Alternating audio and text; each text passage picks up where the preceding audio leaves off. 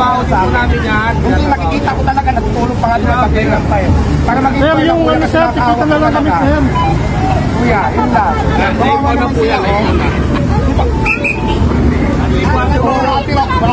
Kaya nga, ganun dito, pagdating dito sa akin sa harapan ko, bantay na bantay sila, kaya kawawa ko talaga. So yan, nakita naman natin, diba? Ayan, asan ang motor dito? Yung nakit. Ayan na, yung motor nila, ano. Oh, ayan. Ayan. Ayan na, si Diwata. Ayan na.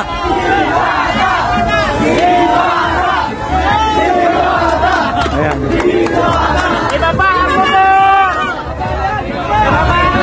Ayan na, mismo si Diwata.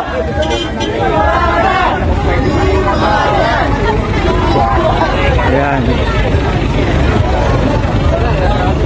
Ayan o.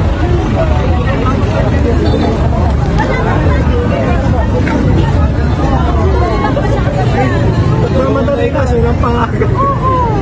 Pagpinis pa yan? Sila, first time namin dito, hindi namin alam yung ano. Saka may guard, nandito pinakauna, hindi man lang nag-abiso na bawal. Kakadating nyo lang, ma'am. Oo, kararating lang. Tapos nung may sumigaw na yung mga motor, agad pumunta yung asawa ko. Ang bilis. Kinuha kagad nila? Kinuha agad nila yung first time. May 5 minutes pa eh. First time namin dito, andyan yung guard. Yung napapanood ko sa YouTube. Buti sila, nakuha. Kaya na ano, nagpatigit na lang po. At hindi kita nga rin, sir. Hindi ka na, sir. Tikit isinampa na. Oo. Kuya! Ayan, sinampa mo. Mas malaki yata bayad kasi ni sir, no? Eh, pagka yun, mahirap mag-uusap naman. Mahirap na kasi ano, pag sakay na. Marami ang ano, proseso. Ba? Oo. Tubusin mo sa ano, sa Guadalupe. Oo. Kung sa Tumara na dadalhin. Ay ang ikaw dyan sa Tumara na grabe, no? Ayan, no? Mismo si Diwata na mismo na gano'n. Ayan, no? Ito yung haba ng pila, oh. Walang warning, sinampa kagad yung ano, yung kanilang motor. Kararating lang nila. Ayan, no? Tingnan nyo naman. Ito yung pila ngayon kay Diwata. Ayan, no? Si ate na mismo kinuha na kagad yung kanyang motor.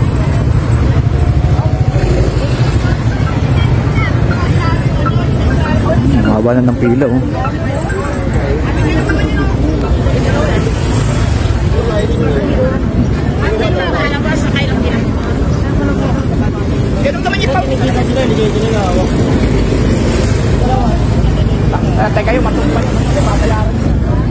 Ayun na, yung motor, oh. Yun, sinampa na. Kinuha na nila yung motor araw-araw dito kay Diwata. Ayan.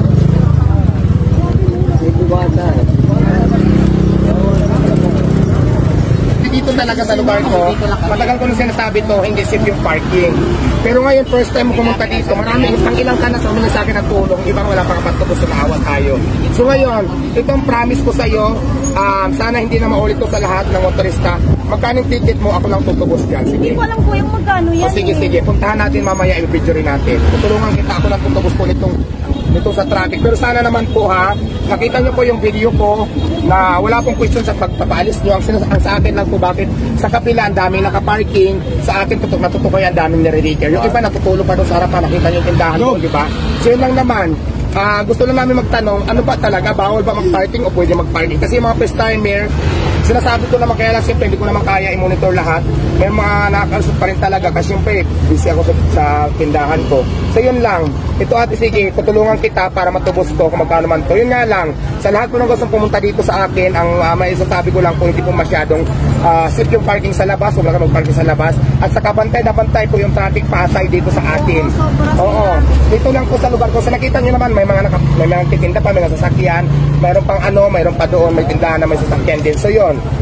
So hanggang dito na lang po, sana po malaman to ng police traffic pasay para po maging maayos po ang lahat. Wala pong question sa pagpapaalis nyo. Ang sa akin lang po, sana po maging patas. Kasi nakita nyo naman po dito sa video, panoorin nyo lang po ito buo.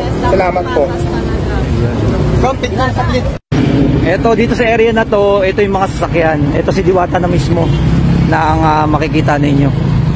Ayan, dito ang daming nagpa-park. Ayan. Mismo si Diwata na mismo pupunta dito sa may towing. Ayan. Ito, naglalakad na si Diwata. Ayan, meron mga picture. Ayan. Ito, mga ayan o. Papa-picture kay Diwata pa. Bago kami pumunta sa may, eto sila kuya na nakuha yung motor nila na impound. Ano natin. Pakita mo yung mga parking dito. Ito, yung mga parking dito. Kami naka-parking. Oo. 24 hours yan. Dito, 24 hours na nagbabantay. Kabilaan side din, meron din, no? Mayroong titinda. Pero dito sa lugar na to, ayan, may mga kainan dyan. Hindi nila hinuhuli to. Yan lang naman ang gusto kong ano. Ano ba pinagkaiba dyan sa pisto ko at saka dito sa mga ito? Ayan, yung mga sasakyan. Kaya nga. Both side maraming wala naman akong question sa pag-reregler nyo kasi di ba kayo naman ang in-charge. Pero sa akin lang, bakit may nare-regler kayo, bakit mayroong hindi? So yun lang naman yung tanong nila kasi marami nagtatanong sa akin na mga customer ko na nare-regler. Kasi nakikita nyo ito, ang dami ko na naka-parking. Ayan ang kainan yan dyan, ayan kainan nyo dyan, pakita mo. Kainan nyo dyan, dito talagang halos 24 hours yung parking. Ito pakita nyo, ayan may mga tao. Ito, yun lang naman.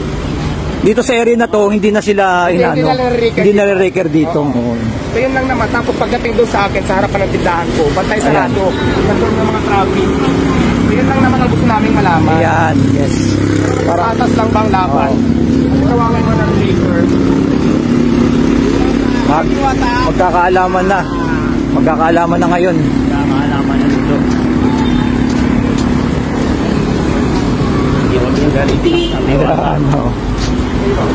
Dito na tayo. Nasa area na to.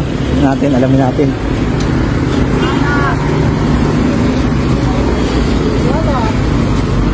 Pakita mo, ayan ha. Oo nga, no? Ayan. Hanggang sa dulo, ang daming... Ipakita mo yung kainan. Hanggang sa dulo, ang daming naka-pwesto. Ipakita mo yung kainan. Harapan ng mga kainan, ipakita mo. Yun, oo nga, no? Ito. Sige, pakita mo. Ito, dito sa area na to, ayan, maraming naka... Yan. Pakita mo, kainan yan. Oo, ayan, no? Dito na po yun sa may Senate, tas ang dami rin ito mga sasakyan na nandito. Ayan, ayan, no? Hanggang doon sa BP nakadulo, na maraming nakapwesto na rin ng mga sasakyan. Para fair lang, makita ni Diwata. Ayan, no? Dami yan, mga sasakyan. Tara po, punta natin si Diwata. Ayan, nandun na, pumasok na sila sa loob. Ito na mismo yung impound section. Bro, dito na kami mismo sa pinaka-impound. Nandito yung motor nila ate at kuya na na-impound yung kanyang motor. Ayun yung motor nyo, sir. Ayan, no? Ito po kuya, sa Grabe, ang ano nito. Ayan. Eto, punta natin si Diwata. Excuse me po. May naligar. Saan ba dito may motor na doon sa harapan ko kumain? So ito po, tutubusin ko. Ako po yung tutubos dyan. Naawa ko sa kanila eh. Kailan ito na ito? Ngayon lang po.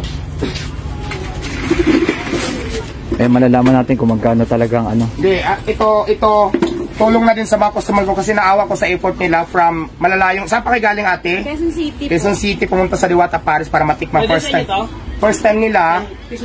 So, ito tutulungan ko sila kasi ang dami na talagang humingi sa akin ng tulong na malapit sa akin na natuwing dyan sa harapan ko. So, ako naman, pag kaya ko, tutulungan ko pero minsan pag hindi, nag-umingi ako ng pauman. So ngayon, may konting naipon ako pang tulong kay ate at saka kay kuya. Dalawa silang na-request. So ito, tutulungan ko sila tubusin. Kasi naawa din naman ako. Kasi first time nila, hindi nila alam. Kaya ang tanong ng karamihan, kasi yung iba talaga may naka-parking, tapos hindi naman tituwing. Pagdating dito sa harapan ko, super bantay sila. May mga bantay pa ng traffic enforcer. So yun naman yung tanong ko, wala namang question doon sa pagtutuwing nyo. Ang sa akin lang po, sana patas. Sana parehas lang po talaga. So yun lang. So nandito kami ngayon sa towing station. Tutubusin ko yung motor nila ate na dalawa. Kasi humingi sila ng tulong din sa akin, kasama ni kuya yung isa. Dahil yun nga, kapos sa pang tubos. So tutulungan ko na lang din kung kaya kong matubos ngayon. So yun lang. Magkano po? Natin yung motor nyo na ako nang magbabayad. At yung kay kuya, pumunta natin sa traffic, akong tutubos. Bilang ano, sa sunod maging aware na lang tayo sa lahat po na pupunta sa labas po na gusto mag-parking sa Diwata Paris. So hindi po tayo safe talaga. Kung walang bakante doon po sa space ng parking natin sa loob, pwede kayo humanap muna ng parking area sa may unahan. Marami naman dyan parking. Huwag lang kayo paparada sa may harap. Ito na guys, nandito tayo. Dalawang ticket kasi dalawa. Isa yung natikita ng 2,000, isa yung natuwing na 2,000. Plus doon pala sa Riker may bayad pa na 1,800. So maglalabas ako ng sarili kong pera ng 5,800. Diyos ko, mangutang na naman ako sa Bombay nito mamaya. Wala na ako pambili ng bigas. So ito guys, ito lang yung pera ko dito sa bag ko. So magbibigay ako ng 5,800 para po sa kila ate bilang tulong. Sana naman po hindi na maulit-ulit yung, kasi marami po talaga yung ano, yung lumalapit sa akin na naawa ako kasi pumunta nga lang sila sa akin na galing pa sa malalayong lugar para kumain lang. Tapos ganyan ang nangyayari kasi siyempre hindi naman nila alam.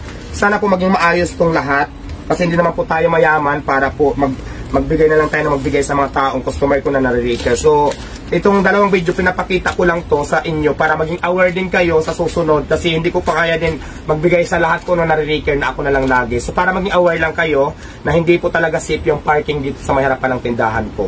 So, yun lang. Maraming salamat. Tutubusin na natin yung papel. Ito, yung mga motor para makauwi na din kayo para magtrabaho na din ako. So, okay.